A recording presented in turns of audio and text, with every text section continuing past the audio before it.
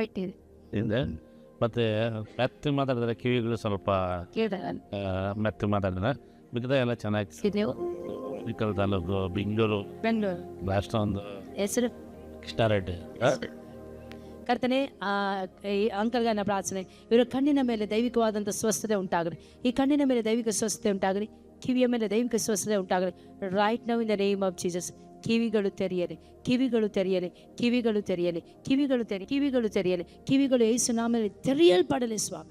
Right now in the name of Jesus.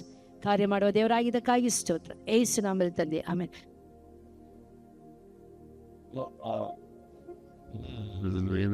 ಕಳಿಸ್ತಾ ಇದ್ರಿಂದ ಈಗ